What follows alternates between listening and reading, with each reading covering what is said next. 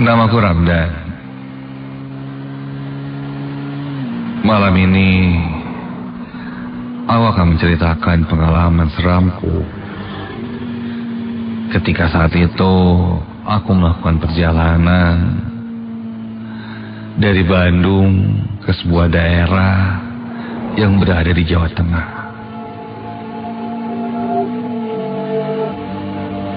Ketika itu aku merencanakan liburan bersama salah satu temanku.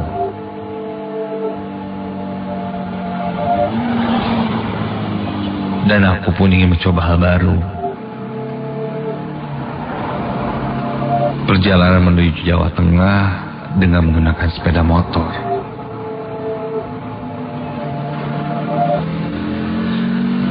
Kami menggunakan satu motor dan berboncengan. Sekitar jam 4 sore kami baru berangkat dan menggunakan jalur Lembang ketika itu. Seperempat perjalanan, kulihat jalanan sudah sedikit agak basah dan macet. Sepertinya sudah diguyur hujan. Aku yang menyetir saat itu mengambil keputusan untuk menghindari kemacetan. Aku pun mengambil jalur Pantura. Dan ternyata benar, jalur yang kuambil tidak semacet jalan yang tadi kulalui. Jalan demi jalan kami lewati dengan kecepatan motor yang lumayan melaju kencang. Hingga sekitar jam 6 sore, kami istirahat sejenak di sebuah warung yang ada di pinggir jalan. Temanku menawarkan untuk gantian menyetir, namun aku menolaknya karena masih ingin menyetir motor. Lagi yang belum terasa capek juga.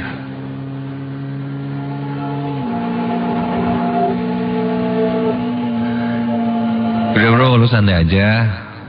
Biarin gua dulu yang nyetir. Lu liatin map saja, oke? Setelah beristirahat, kami pun melanjutkan perjalanan. Dan saat itu kulihat dari maps yang dibuka oleh temanku, maps mengarahkan kami untuk belok mengambil arah Jatiwangi Cirebon. Aku pun mengambil ke arah kanan mengikuti panduan map. Jalanan sudah mulai gelap. Penerangan di jalan tidak terlalu terang. Kulihat ke sekitar masih ada beberapa kendaraan yang berlalu lalang. Sampai saat memasuki kawasan hutan, suasana berubah menjadi sunyi dan sangat sepi. Hanya suara knalpot motorku saja yang terdengar jelas. Kendaraan yang lain kulihat sudah tidak ada sama sekali. Kini memang benar-benar motorku saja yang melintas di jalanan itu. Untuk memecah suasana, aku pun sesekali mengajak ngobrol temanku agar tidak terlalu sepi. Ketika itu kulihat jam sudah menunjukkan jam 9 malam. Namun jalanan hutan yang kulewati seperti tidak ada ujungnya. Pemandangan yang sama yang terus-menerus kulihat. Aku jadi ragu. Takutnya salah jalan. Aku pun berhenti sejenak dan mencoba melihat maps yang dipegang oleh temanku.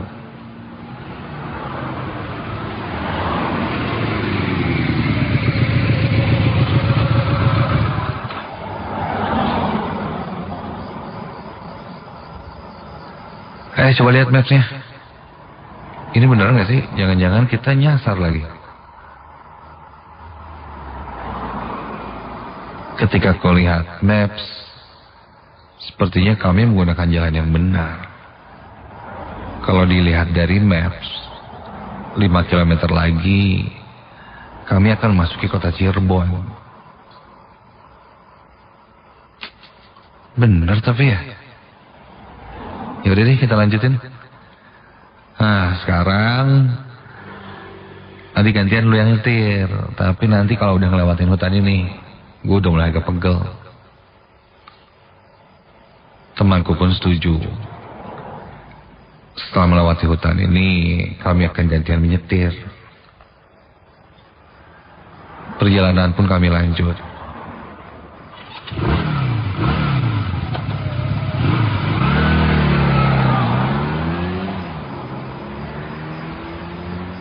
Malam semakin gelap.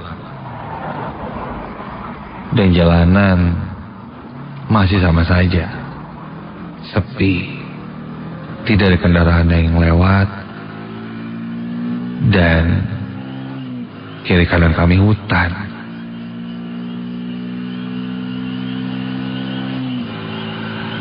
Di depan kami masih terpampang jalanan yang kiri kanannya hutan. Kalau di maps, setelah melewati hutan ini, kami akan sampai di Cirebon.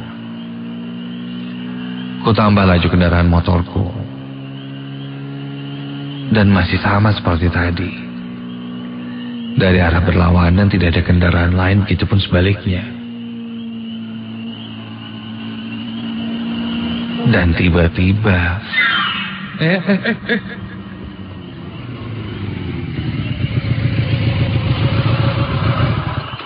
tiba-tiba saja motor yang kami kendarain oleng dan membuat aku pun menepi dan berhenti.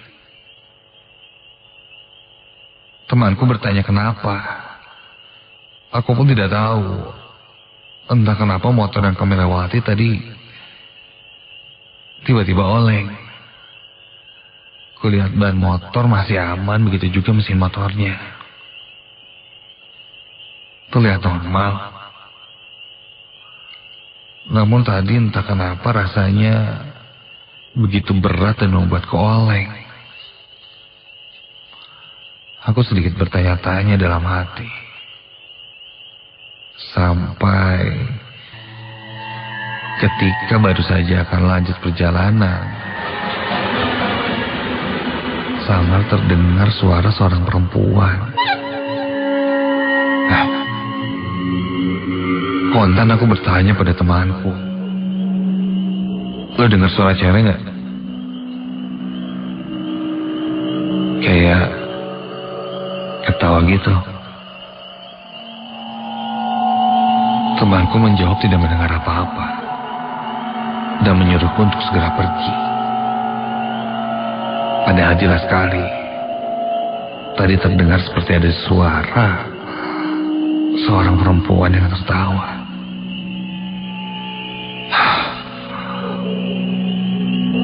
Aku coba melihat ke sekitar.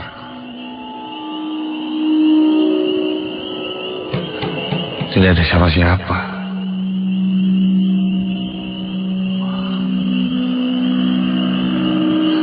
Kami pun lanjut.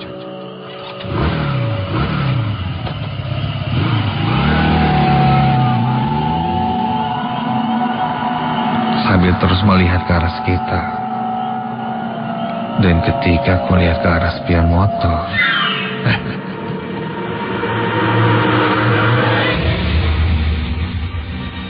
kulihat ada seorang perempuan yang sedang berdiri di pinggir jalan, melihat ke arah motor kami sambil tersenyum. Iya, dia berdiri di pinggir jalan seperti sedang menunggu sesuatu. Pastikan lagi penglihatanku. Dari spion terlihat memang ada seorang perempuan yang berdiri di belakang kami, berdiri di pinggir jalan. Refleks aku pun berbalik, dan ketika kulihat tidak ada siapa-siapa. Nah, apa nih? Aku sedikit terkejut melihat itu. Karena tadi sangat jelas aku melihat perempuan itu berdiri tak jauh dari belakang kami. Bulu kuduku mulai berdiri ketika itu. Aku mulai berpikir aneh-aneh, jangan-jangan yang kulihat itu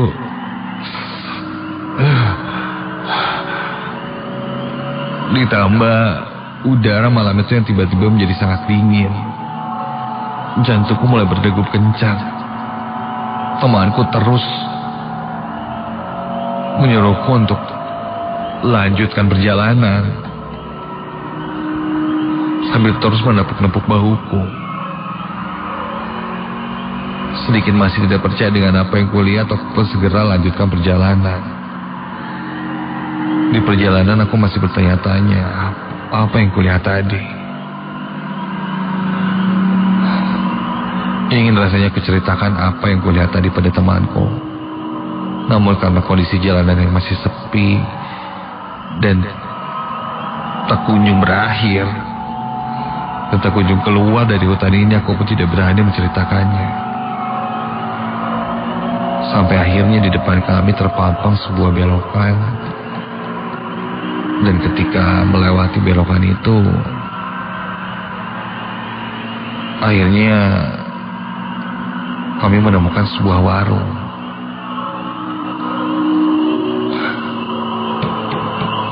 Aku sedikit lega karena mungkin sudah ada warung di pinggir jalan. Sebentar lagi kami akan keluar dari jalan dan hutan ini.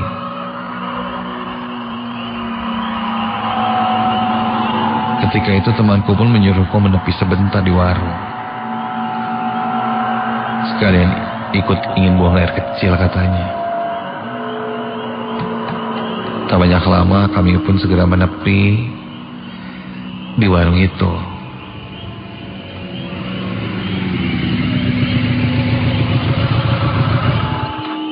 Namun aku memutuskan untuk menunggu di atas motor saja, tidak ikut turun ke warung. Jangan lama-lama ya, gua tunggu di sini aja. Kulihat temanku masuk ke dalam warung itu. Aku pun menunggu sambil mencoba melihat kembali maps. Ya, benar saja. Tinggal beberapa meter lagi kami sudah masuk ke daerah Cirebon.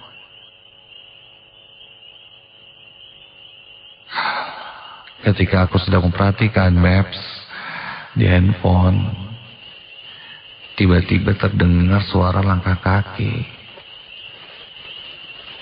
Dan juga terasa semeliwir angin yang mendekatiku. Kupikir itu temanku yang sudah selesai dari kamar mandi. Ketika aku berbalik melihat ke belakang,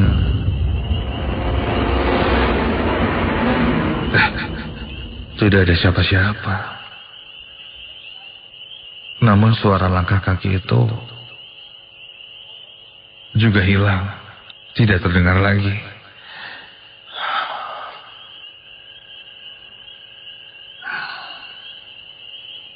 Aku lihat ke sekitar, mencari siapa yang berjalan dekat. Tidak ada.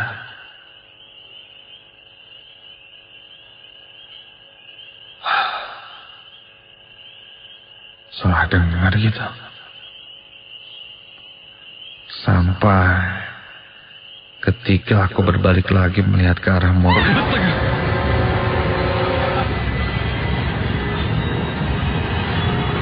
Ketika aku berbalik, kini terlihat berdiri tepat di depanku sesosok perempuan yang sepertinya pernah kulihat sebelumnya. Ya, persis seperti yang kulihat tadi di hutan. Namun kali ini wajahnya terlihat sangat pucat dan tatapannya kosong. Dia pun seperti bergumam dengan bahasa yang tidak ku mengerti. Kakiku lemas dan membuatku terduduk kaku. Perlahan dia mulai membungkuk dan mendekatiku. Tercium olehku wangi yang sangat menyengat di hidungku. Badanku semakin lemas. Nafasku pun kini terasa sesak dan membuatku sulit untuk bernafas. Perempuan itu mendekatkan wajahnya semakin dekat ke arah wajahku. Dan tiba-tiba perempuan itu tertawa sangat melengking dan wujudnya pun berubah. Wajahnya menjadi sangat menyeramkan. Kulitnya sangat kurus, matanya cekung ke dalam. Dia menyeringai dan giginya sedikit bertaring. Rambutnya tipis panjang. Dan tangannya yang kurus itu seakan merangkak terus mendekatiku.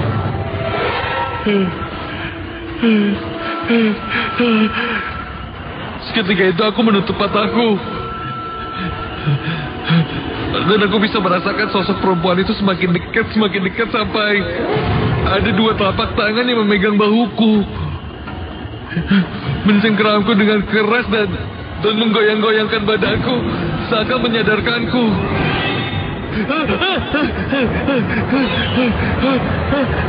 Dan ketika aku buka mataku, ternyata itu temanku.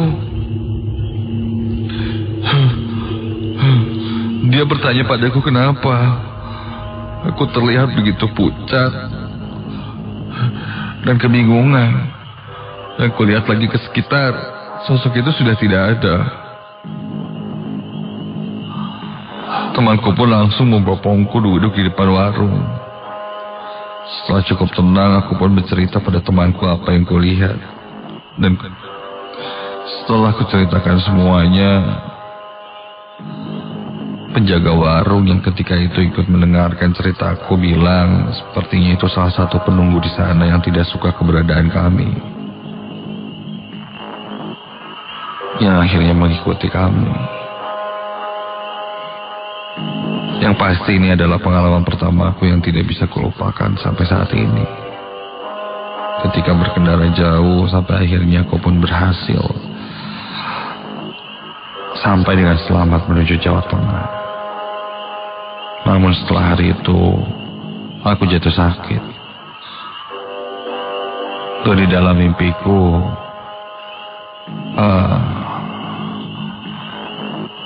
aku sering didatangi sesosok perempuan yang sedang menari-nari, memakai baju kebaya, melenggak-lenggokkan badannya sambil bernyanyi.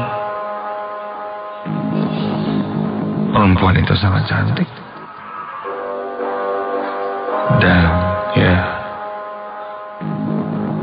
perempuan itu perempuan yang sama seperti yang kulihat sebelum dia menunjukkan wujud aslinya seperti apa. Kalau penjaga warung itu bilang mungkin mereka tidak suka dengan kehadiran kami dan mengikuti kami,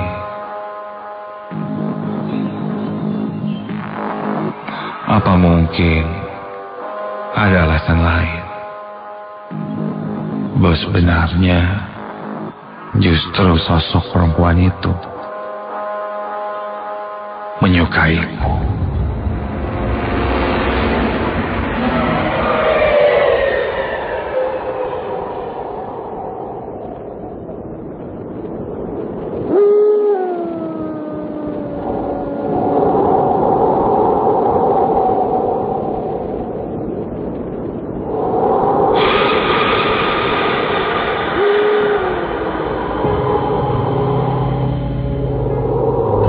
Menjadi seorang seniman adalah cita-citaku.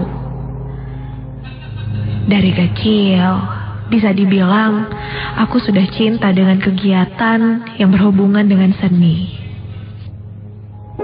Terbukti dari SD, aku menekuni di bidang seni rupa, mulai dari melukis, menggambar, dan mewarnai. Sudah cukup banyak pengalaman yang kudapatkan, dari mengikuti perlombaan sampai mendapatkan job bersama teman-temanku. Namun, di balik semua pengalaman yang pernah kulalui itu, ada beberapa hal di luar nalar yang masih sulit untuk kulupakan. Salah satunya adalah kejadian saat aku masih duduk di bangku SMA. Namaku Amel. Saat itu, kebetulan sekolahku sedang mengadakan pensi untuk sekolah. Sudah tradisi dari dulu untuk semua dekorasi yang ada di acara pensi dikerjakan oleh anak-anak seni rupa. Dan saat itu, aku yang memang masuk di ekskul seni rupa pun mau tidak mau harus membantu membuat dekorasi demi kelancaran acara. Hari itu sudah memasuki H-3 acara pensi. Bisa dibilang venue acara untuk acara pensi sekolahku ini lumayan cukup luas. Kami, anak-anak seni rupa, ditugaskan untuk mendekor mulai dari pintu masuk sampai panggung. Setelah dibagi beberapa kelompok, aku kebagian untuk membuat dekorasi untuk pintu masuk. Karena saat itu tema dari acara pensi sekolahku adalah jungle, aku mendapat tugas untuk membuat satu buah pohon yang cukup besar. Mungkin kedengarannya sepele, tetapi sebenarnya tugasku ini lumayan sulit. Karena bahan-bahan yang kami butuhkan ini lumayan banyak dan sedikit sulit untuk dicari. Sebelum mendekor bersama, aku dan teman lainnya sepakat untuk mengumpulkan bahan di sekolah. Setelah mendaftar berbagai bahan yang sudah kudapat, ternyata ada sebuah bahan yang terlupakan olehku, yaitu kardus-kardus bekas. Aku bingung harus mencari kemana. Setelah bertanya ke sana kemari, akhirnya kabar baik datang dari bibiku. Kebetulan dia mempunyai sebuah warung sembako. Kata bibi, dia punya banyak sekali sisa kardus bekas di rumahnya.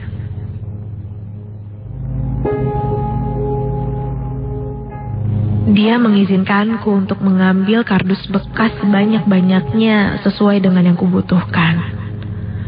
Tapi dia memintaku untuk mengambil di rumahnya. Tanpa membuang waktu, aku pun langsung pergi ke rumah bibiku.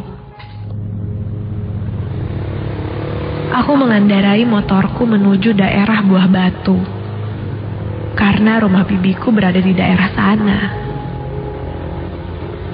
Aku masuk menuju sebuah gang yang tidak terlalu besar. Gang itu dihalangi oleh sebuah pagar kecil dan tua. Jadi, aku harus menyusuri gang itu supaya bisa masuk ke dalam rumahnya. Sampai akhirnya aku pun sampai. Aku turun dari motorku dan membuka pagar rumah yang tidak terkunci saat itu.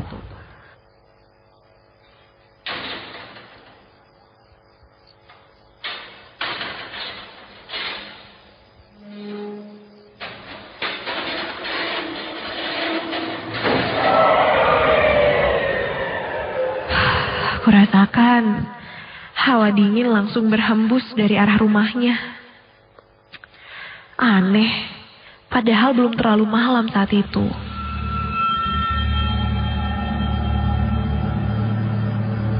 Kulihat jam baru menunjukkan hampir jam 7 malam. Tapi kenapa hawanya mendadak berubah jadi dingin sekali? Bi Nur, Bi. Berkali-kali aku memanggil, namun tidak ada tanda-tanda kehadiran orang di dalam. Tidak ada yang datang ataupun merespon dari dalam rumah. Aku berjalan menuju jendela sambil memanggil beberapa kali Bi.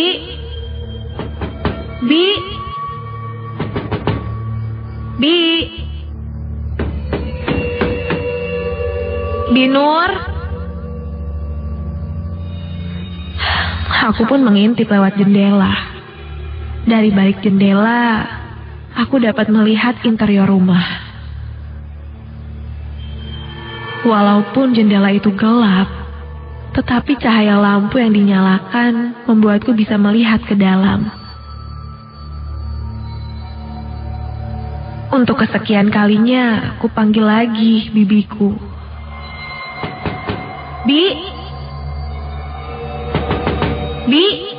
Bi Nur, Bi. Sampai sekarang aku yakin ada seseorang di dalam sana. Tadi saat aku melongo ke ujung ruangan, aku melihat sebuah bayangan bergerak. Tetapi kenapa dia hanya berdiri diam di sana ya? Aku memanggil lagi bibiku. Bi Nur. Tiba-tiba sosok itu perlahan mendekat. Sosok itu semakin mendekat ke arah jendela. Mataku tidak bisa lepas dari bayangan itu.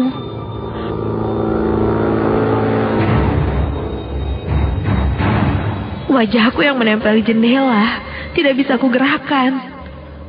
Sampai tiba-tiba sosok itu menempelkan wajah dan tangannya di kaca jendela. Aku bertatapan muka langsung dengannya. Itu bukan wajah bibiku.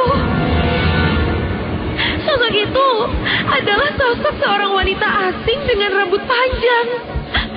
Wajah kami hanya dipisahkan oleh kaca jendela. Dengan posisi kepala yang miring dan telapak tangan berlumuran darah di kanan kirinya, sosok itu memelototiku. Ekspresinya sangat menyeramkan. Seketika itu juga, aku merasa seakan badanku sangat berat sekali. Tidak bisa kugerakkan. Aku gemetar kencang. Dan aku masih belum bisa melepaskan wajahku dari jendela. Dan wanita itu masih terus melotot tajam dari balik kaca tepat di ujung hidungku. Samar, terdengar suara yang menyeringai. Aku menutup mata dan menangis.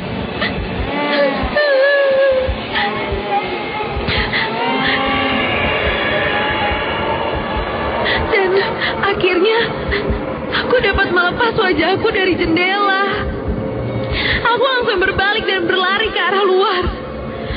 Tepat di depan gang, aku menabrak seseorang. Dan ketika aku lihat, itu seorang ibu-ibu. Dia menyapa aku ramah dan bertanya ada apa. Aku menjawab seperlunya dan aku pun menceritakan sedikit apa yang kulihat tadi. Ibu itu hanya tersenyum ke arahku. Dan senyumnya terlihat janggal. Dia berkata kalau dia juga tidak berani masuk ke dalam rumah itu. Mendengar itu, kuputuskan saat itu juga untuk mengurungkan niat ke rumah bibiku. aku langsung kembali ke sekolah. Bibiku memang baru tinggal di rumah itu dari tahun kemarin, setelah suaminya meninggal dunia. Rumah itu memang luas, tapi harganya sangat murah. Namun, cerita tentang kengerian rumah itu sudah melegenda di daerah sana. Aku tahu cerita ini dari ibuku. Ibu bilang, dulu di sekitaran sana memang ada seseorang yang bunuh diri di rumah itu. Dan bertahun-tahun sebelumnya ada kabar tentang pembantaian di dalam rumah itu. Bila ku ingat-ingat, memang posisi badan wanita itu sangat aneh. Kepala dan tangannya miring tak beraturan. Cerita ini juga ku dapat dari sepupuku yang merupakan anak bibiku. Katanya, rumah ini memang angker.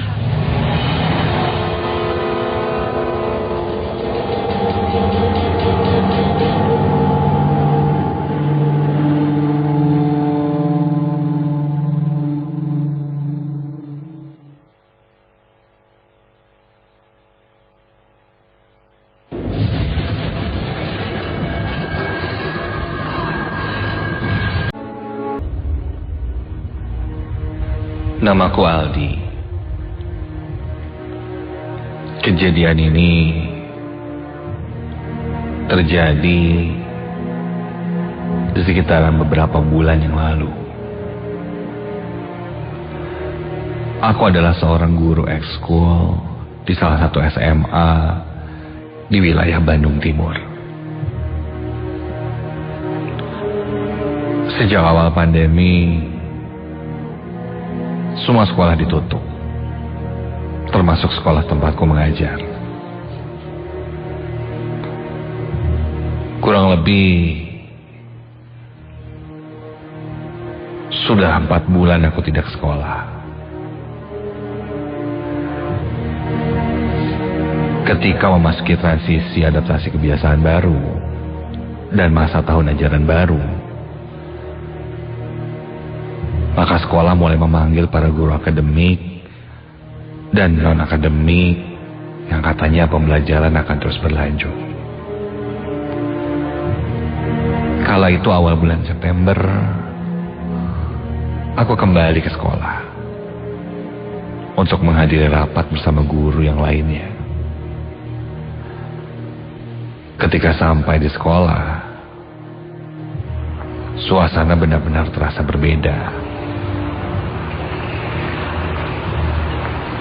Sunyi dan begitu sepi. Sampai di sana, di parkiran terlihat beberapa kendaraan yang sudah ada. Mungkin di dalam sudah ada beberapa guru yang hadir. Rapat dimulai jam 9 pagi. Masih ada 30 menit lagi menuju jam 9. Aku lekas keluar dari mobil dan berjalan santai menuju gedung utama.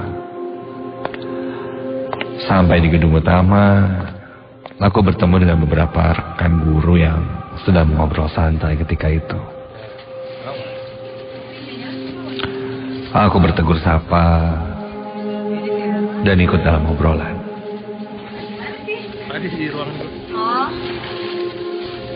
Tak lama setelah itu, aku memutuskan untuk berjalan-jalan, melihat keadaan sekolah.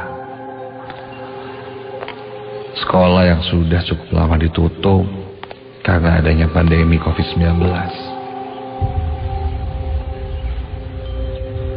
Jelas, sekolah yang sudah ditinggalkan berbulan-bulan itu meninggalkan begitu banyak debu, kotoran, dan tentunya kesunyian di setiap sudutnya.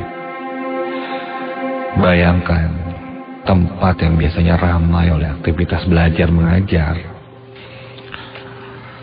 kini harus kosong dan menjadi tempat yang Sepi. Aku berjalan menuju koridor kelas di lantai 1. Melihat kondisi kelas dari luar ruangan, tampak meja sedikit berantakan. Dan kulihat ada beberapa buku yang ada di atas meja. Ketika sedang melihat-lihat kelas, sekilas aku mendengar suara langkah kaki.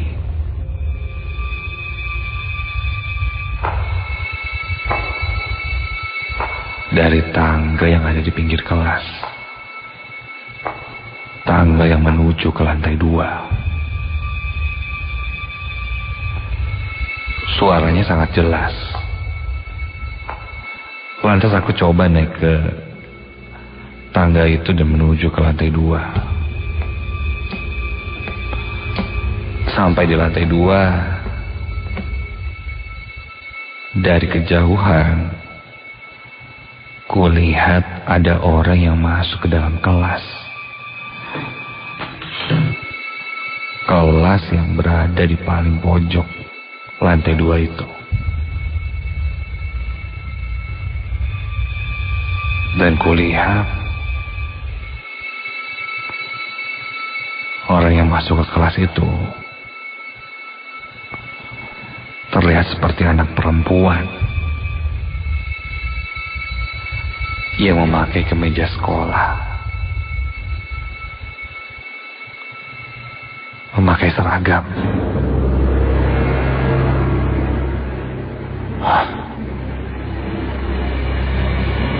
Aneh. Karena penasaran dengan apa yang kulihat, akhirnya aku menghampiri kelas itu.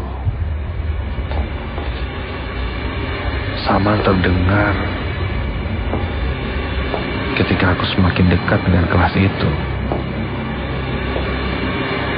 Terdengar suara beberapa anak perempuan yang sedang mengobrol dan tertawa-tawa di dalam kelas. Sangat jelas terdengar.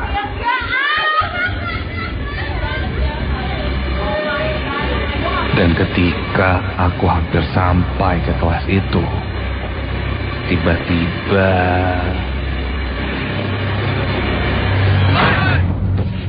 udah jam 9 nih, kita meeting. aku diteriaki dari bawah oleh teman-teman guruku yang lain untuk segera ikut rapat. Karena sudah mau mulai.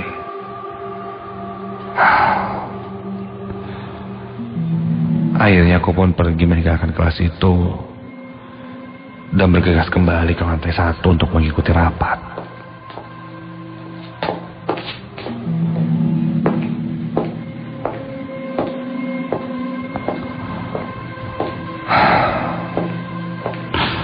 Aku masuk ke ruangan rapat dan rapat pun dimulai. Ketika rapat berlangsung, sesekali aku melirik ke arah luar ruangan jendela yang menghadap ke lapangan utama dan ke gedung bangunan kelas, termasuk kelas di lantai 2 itu yang terlihat olehku. Dan ketika itu, ya, kulihat seorang perempuan keluar dari kelas di lantai 2. Kelas yang tadi aku mau datangi. Dan sepertinya perempuan yang sama. Memakai seragam dengan rambut agak panjang. Dia keluar sendirian. Keluar dari kelas dan terlihat berdiri melamun di luar kelas.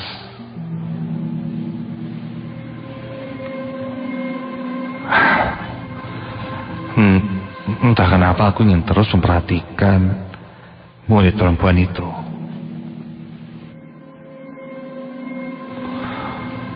Seakan-akan fokusku teralihkan Bahkan suara pembicaraan di rapat itu pun hampir tidak terdengar. Semua indera terfokus pada murid perempuan itu.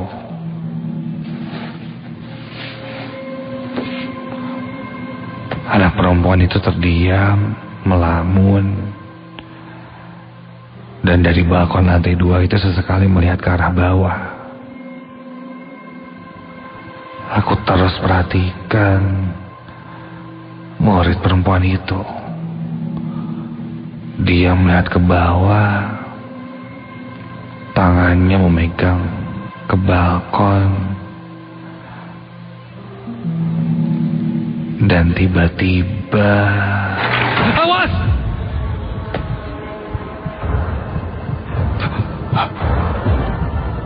Tiba-tiba saja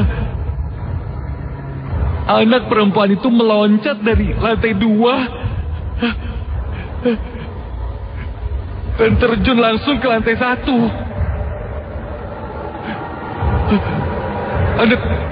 Anak perempuan itu bunuh diri.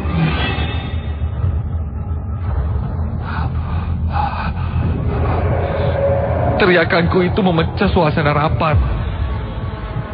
Semua perhatian jadi menuju ke arahku. Tanganku langsung menunjuk ke arah luar. Dan rekan guruku langsung menghampiriku bertanya kenapa. Aku menunjuk ke arah lapangan dan berkata, ada seorang anak perempuan yang meloncat dari lantai 2. Iya, anak perempuan itu bunuh diri.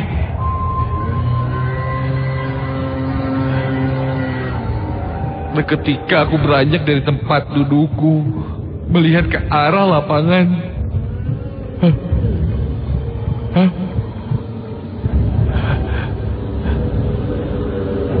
tidak ada apa-apa.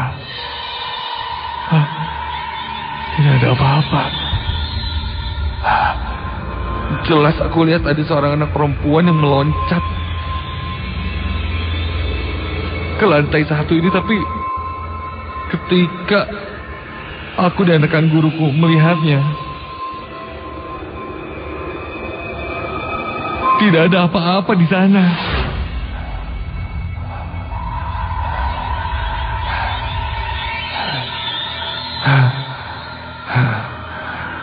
Teman guruku yang lain berkata mungkin aku ketiduran dan bermimpi buruk. Iya, teman-temanku yang lain pun berkata mungkin aku mimpi. Tapi tidak, aku sangat jelas melihatnya. Aku pun coba minta maaf dan rapat pun dilanjutkan seperti biasa. Aku terus bertanya-tanya tentang apa yang kulihat.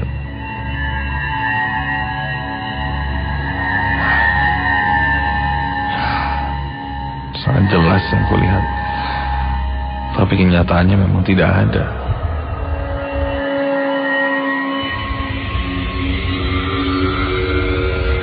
Singkat cerita, rapat pun selesai. Semua guru termasuk aku keluar dari ruangan. Kami pun sedikit bersengkrama di koridor sekolah dengan guru-guru yang lain. Ketika sedang mengobrol dengan guru yang lain, ada 2 orang anak yang menghampiri kami dan salam kepadaku. Mungkin itu beberapa anak OSIS yang kebetulan juga dipanggil sekolah. Entahlah, aku tak tahu. Lalu mereka pun berlalu ke lantai 2. Jam sudah memasuki waktu zuhur dan aku lekas ke masjid sekolah bersama dengan guru-guru yang lainnya. Setelah sholat zuhur, aku duduk di kursi pinggiran lapangan dan beberapa rekanku ada yang ke toilet, ada yang lanjut rapat khusus bersama kepala sekolah. Ketika duduk sendirian, aku sedikit melihat ke sekeliling sekolah yang nampak sunyi. hening, dan ya buatku jadi agak menyedihkan. Tempat yang biasanya ramai, berisik, penuh dengan canda tawa orang lalu lalang, begini sepi. Dari bawah sana kau lihat ke lantai 2, ada kelas yang pintunya terbuka. Mungkin itu kelas yang dipakai kumpulan anak-anak OSIS yang tadi salam pada aku.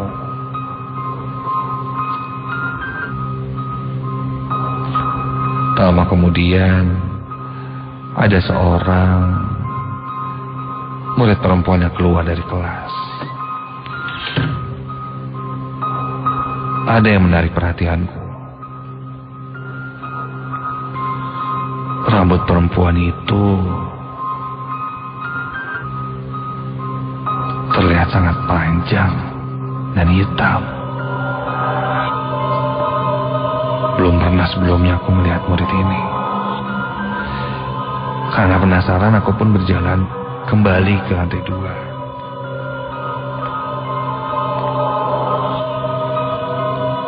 Aku berjalan perlahan menuju kelas di pojok lantai 2. Tempat di mana aku melihat ada beberapa anak yang terdengar sedang berkumpul dan berisik, mengobrol tertawa-tawa.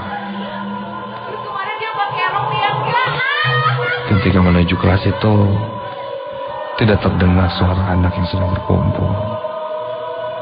Sunyi sekali. Aku buka pintu kelas dengan perlahan. Aku hanya melihat kelas kosong dengan meja dan kursi yang tersusun rapi.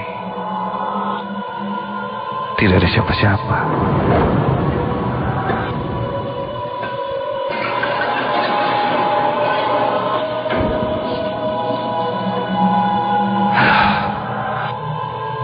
Heran, pada kemana anak-anak yang tadi ya di kelas?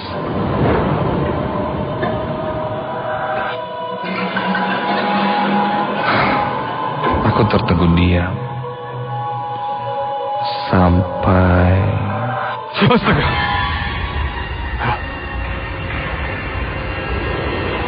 Aku dikagetkan dengan suara kursi yang tiba-tiba terjatuh dari atas meja. Disertai terdengar juga suara tertawa perempuan. Iya, seperti menertawaiku.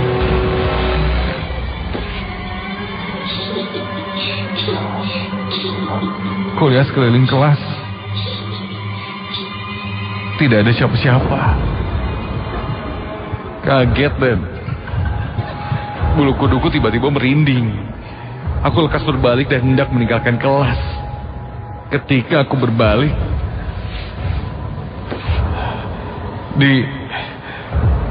di lorong lantai 2 ini, kulihat seorang anak perempuan yang berdiri membelakangiku. Iya, anak perempuan itu rambutnya sangat panjang. Kalau aku gambarkan, mungkin sampai selutut.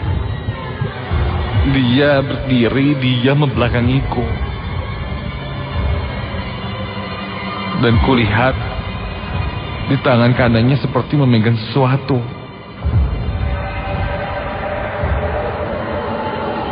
Aku pun coba memanggil murid perempuan itu. Hei, lagi ngapain di situ ya? Dia tidak menjawab dan terus terdiam. Perlahan dia sedikit menoleh ke arahku, dan kulihat raut wajahnya sangat pucat. Matanya sembab, menangis berlinang air mata. Dia tidak berkata apapun. Dan tiba-tiba dia berlari ke arah lantai 3.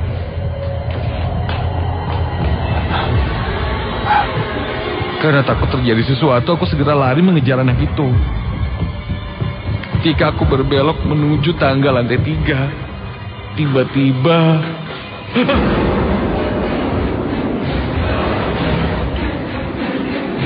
kakiku lemas ketika aku lihat apa yang ada di hadapanku. Sangat jelas ada sesosok perempuan. Matanya melotot ke arahku. Dia melihat ke arahku. Tangannya seperti menggapai-gapai. Mulutnya terbuka menganga merintih minta tolong. Aku terjatuh terduduk, berusaha untuk menjauh. Karena posisi perempuan itu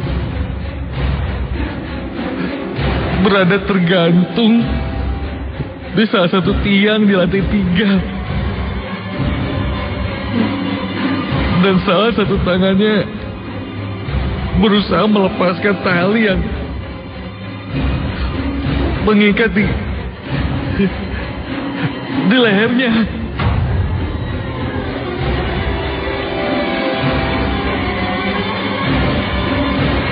Aku tidak bisa berkata apa-apa.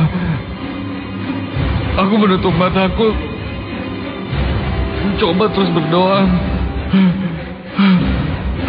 Tidak percaya dengan apa yang kulihat di siang bolong seperti itu. Sampai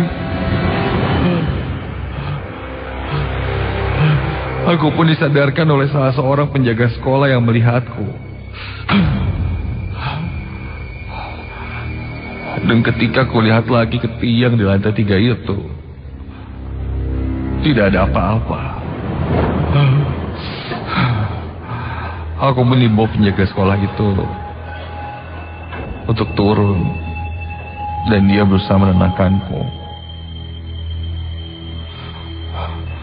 Aku kaget dan kebingungan dengan apa yang kulihat. Ada apa?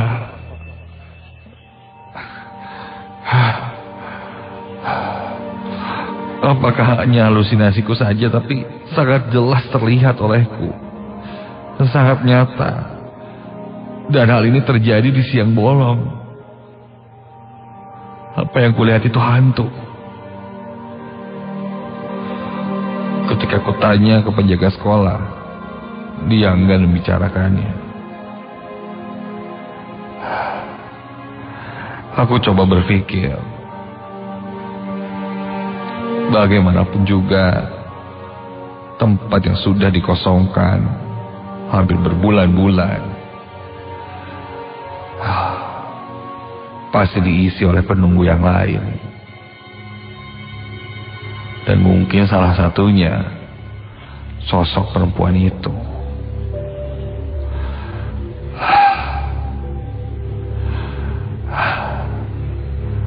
Hal ini terus terbayang di kepalaku dan menjadi mimpi burukku.